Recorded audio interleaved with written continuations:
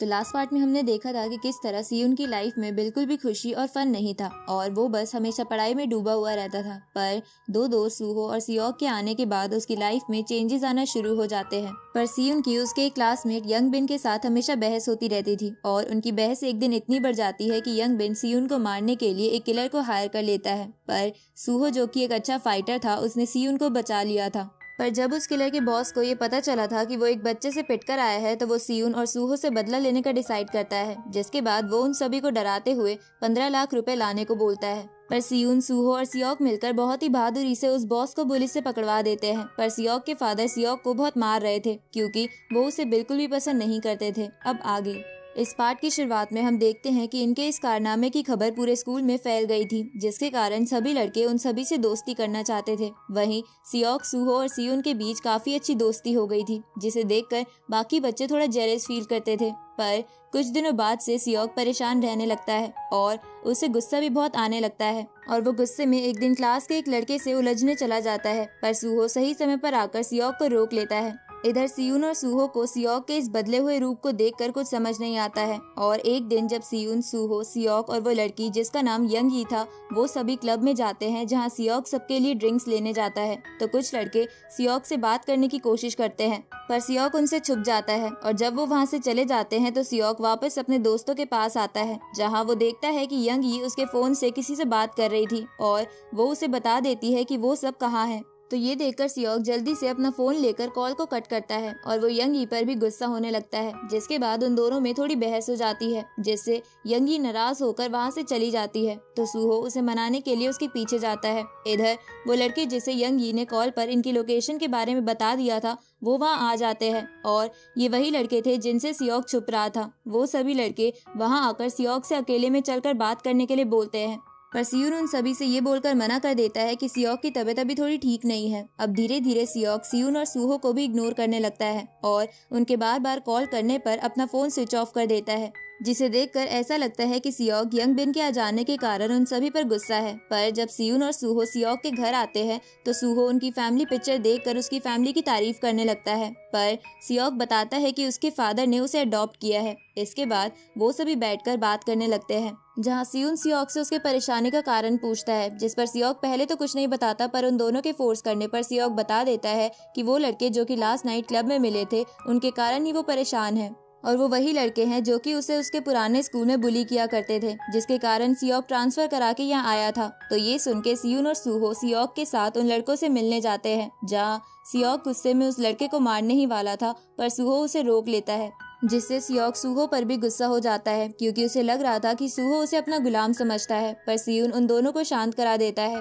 पर सूहो को अब सियोक का ऐसा बिहेवियर अच्छा नहीं लग रहा था। साथ ही सियोक उन सभी लड़कों के साथ बदला लेना चाहता था और सियोक की इस काम में हेल्प करके वो बुली करने वाले लड़कों की गैंग इस मौके का फायदा उठा लेती है, जिसकी वजह से सियोक उन सभी लड़कों का दोस्त बन जाता है। पर वो लड़के बदमाश किस्म के लड़के थे और सियोक भी अब गलत संगत में पड़ जाता है, जहां अब उसे अल्कोहल और स्मोकिंग की आदत भी पड़ जाती है। साथ ही वो रोज क्लब जाने लगता है, जिसके बाद सियोक सूहो और सियुन से अपनी दोस्ती तोड़कर यंग बिन से कर लेता है। आगे सियोक हमेशा सियुन को इग्नोर करते हुए उन सभी बदमाश लड़कों के साथ गलत काम करने लगता है और लड़कियों के साथ फ्लर्ट करता है और वो सभी लड़के इस बात का फायदा उठाकर हर काम के पैसे सियोक से ही भरवाते थे। तो ये देखकर सियुन को सियोक के लिए फिक्र होने लगती है, क्योंकि वो जानता था कि सियोक गलत रास्ते पर जा रहा है और वो उसे समझाने की कोशिश भी करता है, पर वो सियुन की बात नहीं मानता। अगले दिन जब सभी बच्चे कैंटीन में लाइन लगाकर अपना अपना लंच लेने के लिए खड़े थे, तो सियोक और उसके नए दोस्त लाइन तोड़कर सबसे आगे चले जाते हैं। ये देखकर सूहो उन सभी से पीछे लाइन में जाने के लिए कहता है, जिस पर बाकी लड़के तो डर के लाइन में चले जाते हैं, लेकिन सियोक वहाँ से नहीं जाता। तो सूहो उसे एक पंच मार देता है, क्योंकि उसे बिल्कुल भी अच्छा नहीं लग रहा था कि सियोक उन बुली करने वाले लड़कों के साथ घूमता है। पर इसके कारण सियोक भी गुस्से में उस कैंटीन से निकल जाता है, जहां उसके नए दोस्त उसे सूहो के खिलाफ भड़काने लगते हैं। साथ ही सियोक को भी सूहो पर बहुत गुस्सा आ रहा था, इसलिए वो एक बंदे को सूहो को मारने के लिए हायर करता है। तभी यंग बिन वहां आ जाता है और सियोक को कहता है कि मेरे पास एक और प्लान है। आगे जब सूहो नाइट डिलीवरी कर रहा था, तो वो सभी मिलकर सूहो के स्कूटर का ब्रेक कट कर देते हैं, जिसके कारण सूहो का एक छोटा सा एक्सीडेंट हो जाता है और वो थोड़ा इंजर्ड हो जाता है। अगले दिन सूहो का बर्थडे होता है, इसलिए यंग ई और सीयून सूहो के बर्थडे पार्टी के लिए तैयारी कर रहे थे। वहीं दूसरी तरफ वो फाइटर जिसे सियोक ने हायर किया था वो अपनी प्रैक्टिस कर रहा था और सियोक सूहो को कॉल करने की कोशिश कर रहा था ताकि वो सूहो को फाइट का चैलेंज देकर यहाँ बुला सके, लेकिन सूहो ने सियोक को ब्लॉक कर दिया था। तो ये देखकर यंगबिन बोलता है कि अब हम उसे यहाँ कैसे बुलाएंगे, जिस पर सियोक बोलता है कि मेरे पास इसका भी एक प्लान है। इसके बाद वो यंग ई को मैसेज करके मिलने के लिए बुलाता है और जब यंग ई सियोक से मिलने जाती है तो वो सभी मिलकर उसे किडनैप कर लेते हैं। दूसरी तरफ सूहो और सीयून बैठकर गेम खेल रहे थे। तभी सूहो पानी पीने के लिए चला जाता है। उसी वक्त सूहो के फोन पर सियोक का मैसेज आता है जिसे सीयून पढ़ने लगता है, जहां सियोक ने लिखकर भेजा था कि उसने यंग ई को किडनैप कर लिया है और अगर उसे यंग ई को बचाना है तो उसे उसके बताए हुए जगह पर आना होगा। अब ये बात सीयून सूहो को नहीं बताता और सभी मैसेज को डिलीट करके खुद उस जगह के लिए निकल जाता है, जहाँ वो सूहो को झूठ बोलता है कि वो पास वाले स्टोर में कुछ खाने के लिए लेने जा रहा है। जिसके बाद वो उस जगह पर आ जाता है और वो अपने हाथ में एक लोहे का टूल लिए हुए था और सीयून किसी तरह यंग ई को वहाँ से भगा देता है और खुद उन सबसे फाइट करने लगता है, जहाँ वो एक लोहे की रॉड से यंग बिन को मारने ही वाला था, पर वो फाइटर जिसे सियोक ने हायर किया था वो बीच में आकर सीयून को पीटने लगता है। जिसके बाद यंग बिन भी उस रॉड को लेकर उसे मारने ही वाला था, पर सियोक उसे रोकने के लिए बोलता है, लेकिन यंग बिन उसकी बात नहीं मानता और सीयून को पीटने लगता है। तो ये देखकर सियोक को गिल्टी फील होने लगता है और वो उन सबसे बोलता है कि यंग ई सूहो के साथ यहाँ आ रही है। ये सुनकर सभी लड़के वहाँ से भाग जाते हैं, पर असल में सूहो तो अपने घर में सो रहा था और सियोक ने उन सबसे झूठ बोला था। दूसरी तरफ यंग ई ने पुलिस को कॉल करके बुला लिया था, लेकिन सीयून पुलिस को कुछ भी नहीं बताता और वो यंग ई को उन्हें सब बात बताने के लिए मना करता है क्योंकि वो नहीं चाहता था कि ये सब सूहो को पता चले। वहीं सियोक को भी आज के इंसिडेंट के कारण बहुत ही गिल्टी फील हो रहा था और वो अपने रूम के कवर में छुपकर रोने लगता है। वहीं सियोक का एक सर्वेंट जिसे उसके फादर ने उस पर नजर रखने के लिए रखा था वो पुलिस से कहकर सीयून वाली फाइट को बंद करवा देता है। तो सियोक उससे पूछता है कि तुम्हें कल रात के इंसिडेंट के बारे में कैसे पता चला, जिस पर वो बंदा बताता है कि मुझे सीयून ने कॉल करके इस फाइल को बंद करवाने के लिए बोला था। नेक्स्ट मॉर्निंग क्लास में सूहो जब देखता है कि सीयून और सियोक दोनों क्लास नहीं आए हैं तो वो सीयून को कॉल करता है, पर वो कॉल रिसीव नहीं करता और मैसेज करके कोई बहाना बना देता है। जिसके बाद सूहो यंग ई से भी उसके बर्थडे वाली रात के बारे में पूछता है कि वो ये कहकर गई थी कि वो कुछ सामान लेने जा रही है, पर वो वापस क्यों नहीं आई थी, जिस पर यंग ई भी कोई झूठ बोल देती है, जिससे सूहो को सेटिस्फेक्शन नहीं होता और वो अगले दिन उन्हीं बदमाश लड़कों के पास जाकर सियोक के बारे में पूछने लगता है, जहाँ वो पहले तो उसे कुछ नहीं बताते, पर एक थप्पड़ खाने के बाद वो उसे बस ये बताता है कि उसी ने उसकी गाड़ी के ब्रेक फेल किया था। लेकिन सूहो को अब भी ऐसा लगता है कि वो कुछ छुपा रहा है। जिसके बाद वो सभी लड़कों को स्कूल के रूफ पर ले जाकर पीटने लगता है, तो एक बंदा मार के डर से सारी बात उगल देता है। दूसरी तरफ सियोक के फादर सियोक को बहुत मारते हैं क्योंकि अगर उसके कारनामे की खबर फैल जाती तो उसकी बहुत बदनामी होती। इतनी मार खाने के बाद वो गुस्से में घर से निकल जाता है, जहाँ उसे सूहो का मैसेज आता है, जहाँ उसने बोला था कि वो उससे मिलना चाहता है और अगर वो नहीं आया तो वो उसके सभी दोस्तों को मार देगा। वहीं सूहो यंग बिन और उसके दोस्तों को बहुत टॉर्चर कर रहा था। तभी सियोक उसी फाइटर को कॉल करके सूहो के बारे में बता देता है। दूसरी तरफ यंगी भी सीयून को कॉल करके बता देती है कि सूहो को सारी सच्चाई पता चल गई है और वो अपने नाइट जॉब पर भी नहीं आया है। दूसरी तरफ सूहो भी सियोक के बताए हुए प्लेस पर आ जाता है, जहाँ वो सबसे पहले सियोक को एक जोरदार पंच मारता है और उसके बाद उसके बाकी चमचों को पीटने लगता है। तभी वो रिंग में उसी फाइटर को देखता है जिसे सियोक ने हायर किया था।